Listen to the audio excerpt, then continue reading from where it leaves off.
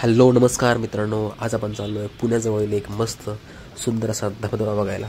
तुम्ही पण येऊ शकता. पुढे आपल्या व्हिडिओमध्ये मी तुम्हाला सांगेनच आपण कुठं चाललो आहे, काय करतो आहे वगैरे. तर चला बघूया.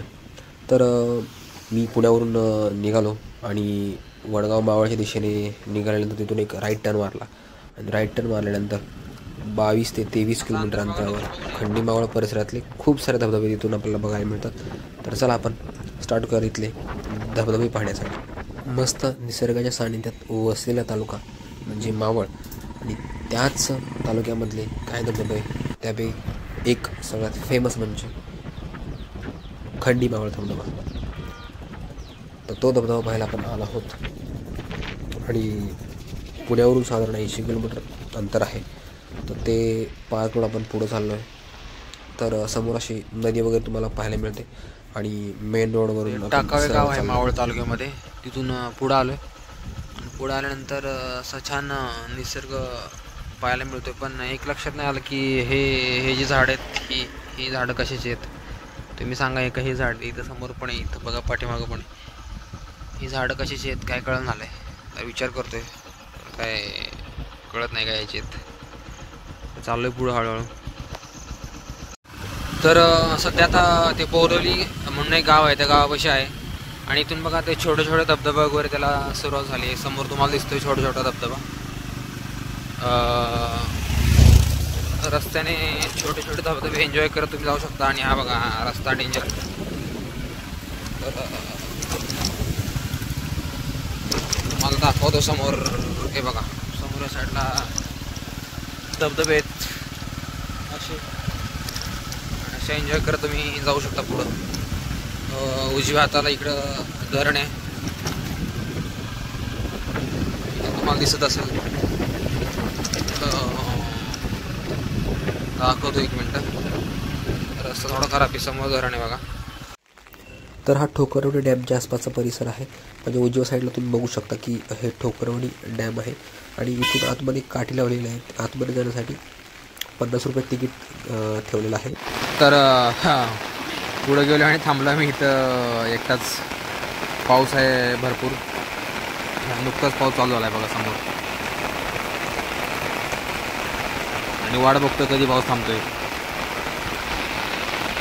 तर समोर मस्तपैकी धबधबे ते दिसायला सुरू झालेत आणि खूप छान वातावरण झालं आहे. तुम्ही बघू शकता.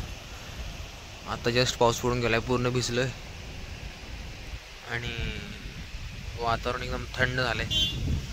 मस्तपैकी धुके वगैरे यायला लागले वरती आणि हा वॉटरफॉल खूप छान आहे.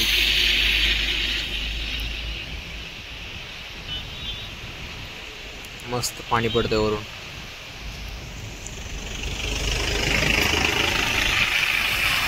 तुम्ही पण येऊ शकता इकडं. मावळ तालुक्यामध्ये आहे. खांडी मावळ सर्च करू शकता गुगलवरती, तिथून तुम्ही येऊ शकता. पावसाच्या वातावरणात खूप छान आहे फिरण्यासाठी वगैरे आणि फोटो तुम्ही काढू शकता आरामात.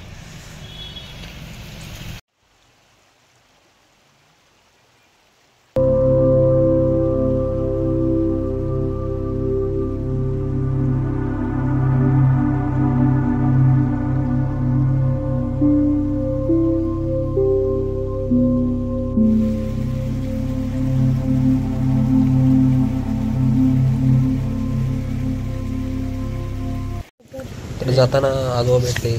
आजोबा गुरं वगैरे चारत होते. तर सहज आजोबांची ओळख केली. हो बैलांची एकदम साधी माणसं आणि शेवटची पिढी. ट्रॅक्टर ते बरोबर येत नाही, चिखल होत नाही तसं म्हणावं असं. बैलांचं कसं आहे, बैल आणि कडा मेरा घेतात ना सगळं. तुमचं काय नाव? माझं नाव अण्णा पिंगळे. माझं संपूर्ण नाव गणपत मारुती पिंगळे. होय. हां हां. तुमचं काय नाव? माझं जाधव. जाधव का? आमच्या जाधवांचीच आमची आई होती. आता जाधव पिंगळे वेगवेगळे ना हे असतात आणि जाधव वेगवेगळे असे काहीतरी असतात. नाही तर पिंगळे आम्ही जाधवांचीच आमची आई होती. बर. आमची ते शिवसेनेच बोलवलं. पण आता ते प्रत्येकाची नावं वेगवेगळी असतात. हो, कोणाचं काय? हरिजन आहेत त्यांचं सुद्धा नाव असते आपलं हरकत हो, नाही का. त्यांचं काय. तिथं आलो, तिथून नाश्ता केला आणि समोरून इथून बघा बाबा पैसे घेतात 20 रुपये एंट्री धबधब्यासाठी. आणि इथून सरळ पुढे आल्यानंतर हा रोड जातो धबधब्याकडं. तर वॉटरफॉल बघण्यासाठी उत्सुक आहे. बघूया. पाऊस खूप जोरात पडून गेलाय. थोडंसं वेदर क्लिअर झालंय. आलो त्या स्पॉटवरती. समोर नेहमीप्रमाणेच विकेंडला गर्दी आहे. तर बरेच लोक आनंद घेतात धबधब्याचा. खूप छान धबधब्यावरून येतोय. आसपास तुम्ही बघू शकता समोर इकडे. थोडं ट्रेकिंग म्हणजे एक 5 मिनिटाचं ट्रेक बस. जस्ट दगडातनं चालवून यायचं आहे वरती. आणि हा समोर दिसतोय वॉटरफॉल.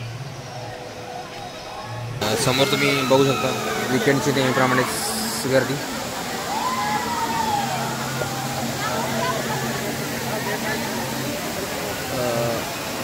ठीक आहे, छान आहे धबधबा. लोक समोर एन्जॉय करतात. मी तर काय धबधब्यामध्ये जाणार नाही.